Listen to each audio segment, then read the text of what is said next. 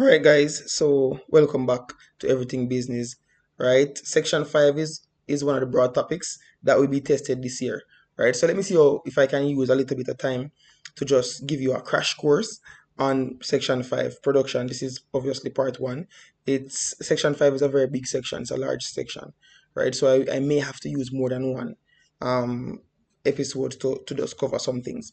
But this is a crash course on Section 5. So let's get right into it. So section 5 talks about production, right? So obviously, the question is going to be, what is production, right? The word production comes from the words produce, which means what? To make, right? Yeah, so production is really the creation of goods and services that is able to satisfy human needs and wants, right? Very important. We have four factors of production, namely land, labor, capital, and enterprise. Why do we call them factors of production? Let's put it this way. If these factors are not present, then we would not be able to make anything, right? Especially the first one, land, right? Because land encompasses everything that is on the earth or even in the atmosphere. If we didn't have labor, right, capital or enterprise, we would not be able to make anything. There wouldn't be any products, right? And so the factors of production are what is necessary for production to take place. All right. So let's talk about land. So land consists of all the natural resources on the earth, including those of the sea. It includes what? Mineral deposits such as bauxite, oil, iron ore, gold, and diamonds. It embraces the sunshine and the rainfall, the rivers, the ponds, the lakes, the seas and the ocean, airspace, deserts, and forests. Believe it or not, everything that we have, and any product that we have, every product that we have comes from land. Yeah, so that's how important land is to the production process, right? Then we have labor, right, which is the contribution of humans to the creation of goods and services. In some textbooks, you will see they say humans and machines because now we're living in a more technologically advanced time. That is also correct, right? So this factor of production is normally rewarded with wages, and labor is divided into three categories. In some textbooks, they will say four, right? Semi-skilled, skilled, and unskilled. In some texts, they will say professional. That is fine. It's also correct. I just normally use three. It's simpler, easier for my students to remember. All right. So these are some categories of labor. Skilled persons, right? And the skilled category could also be divided into professional and, yeah, right? So professional and skilled, right? So the skilled persons or the professional persons would have gone to colleges or universities. They would have been formally trained, right? And so you would say they are skilled or professional. They would have careers. Semi-skilled persons are persons who receive some amount of training, but not as much as the skilled and the professional, right? And then you have unskilled category, which consists of persons who have not received any training at all. All right. There are some important terms that you need to know in production, right? For example, labor force. So when we talk about labor force, we're talking about the amount of persons that have reached working age. That's the force, the labor force, right? So for example, in Jamaica, the labor force starts from the age of 18, right? Because at the age of 18, you are recognized as an adult in Jamaica, and it ends at 65, retirement age for females, and 70 for males. And obviously, this would relate to the public sector system, right? Then you have labor supply, right, which is another important term that you need to know, right? It is the amount of persons available for productive activity, right? Because you may have persons who reach working age, but they are not able to work because of maybe illness or disabilities and stuff like that. So the labor force is not necessarily the labor supply. The labor force is just the age, right? The age range, while the labor supply is the availability of people to work. Please bear that in mind. And then we talk about productivity, which is very important again, right? Which is the amount of work persons are able to do in a given time. Simply put, productivity is output per man hour, right? So the amount of work, you are able to do in a given time. You can have two persons, person A, person B, right? They have the same amount of time, and the same amount of work, but person B finish quicker than person A, then you would say person B is more productive than person A because they are able to do more with the same time. Get that? All right. So factors that affect the supply of labor. Remember that we said supply of labor is those who are available to work, right? Right? Good.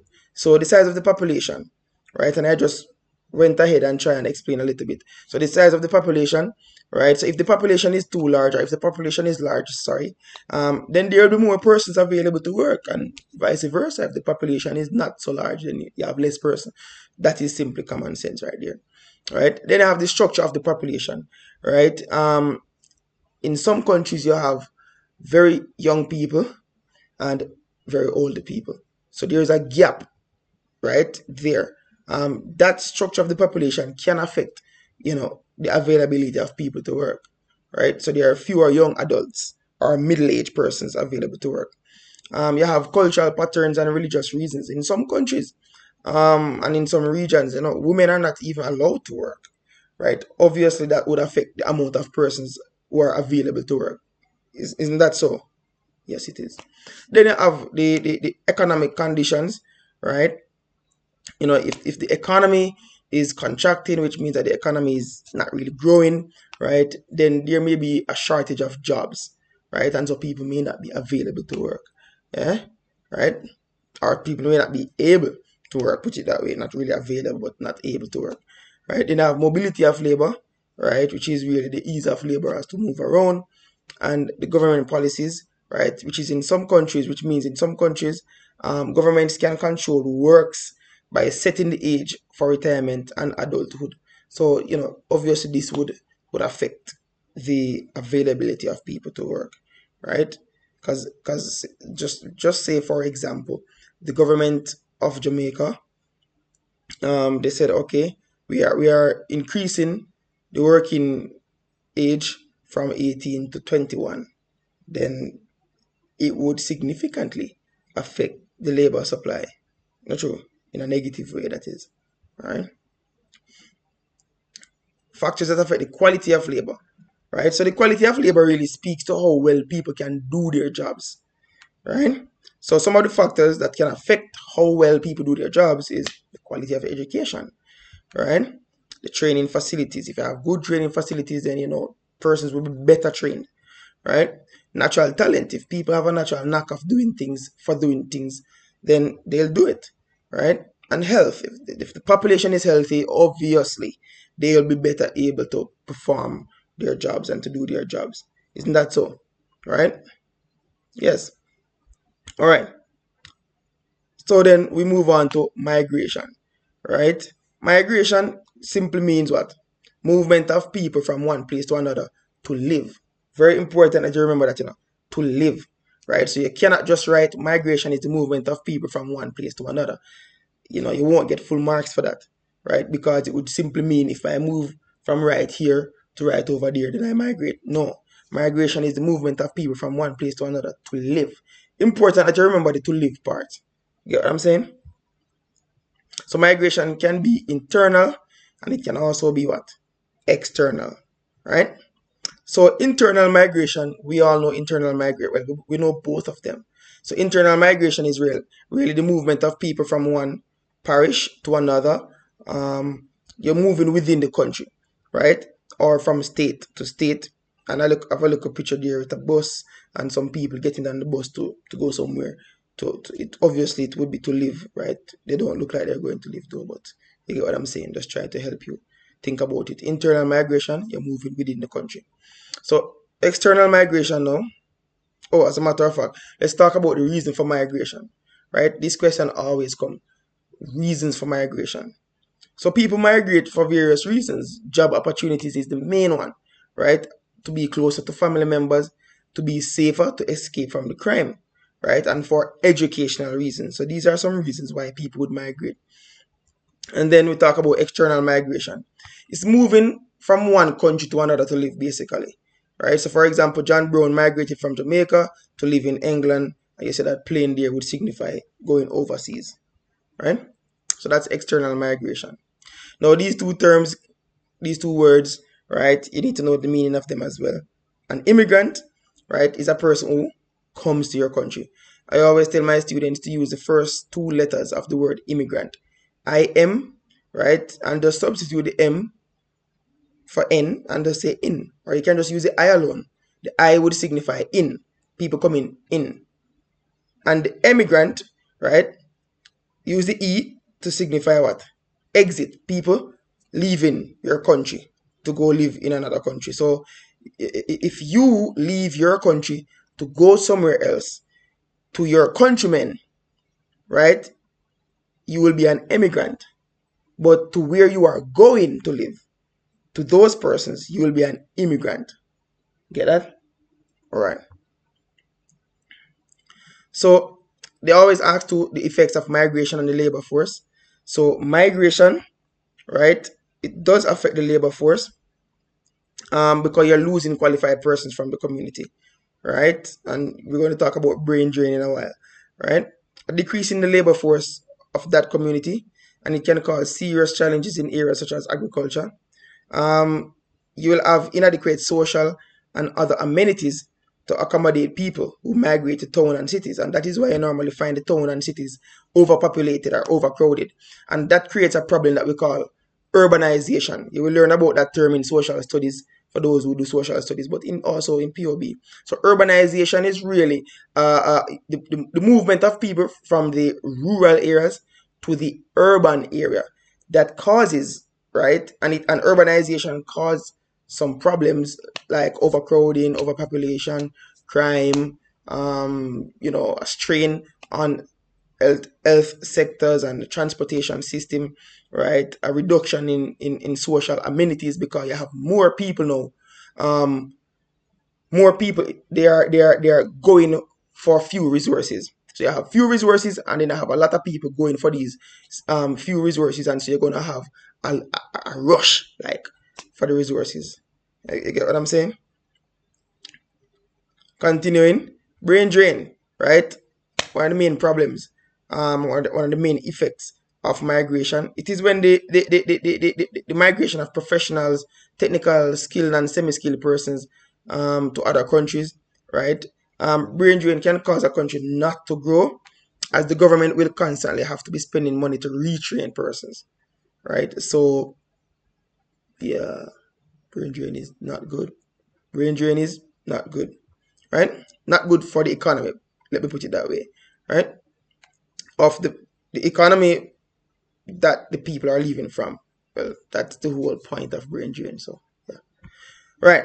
So production is negatively affected, which is another effect of migration, and it can cause a decrease in economic growth. Right. Many social and financial problems are created, like crime and unwanted children. There is a high inflow of foreign currency. This, however, is a positive effect of migration. I hope you noticed that. Right. Consequences of migration and the receiving country, right? Overcrowding. That's what will happen, right? Overcrowding, unemployment, underemployment. What is underemployment?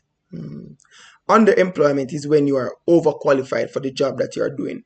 So you're not being paid at your qualification level. So they say that you are underemployed. All right. You have social disorder, inadequate housing facility, and all of these are consequences of urbanization, right? Immense pressure on the education and health sectors as migrants scramble for services, right?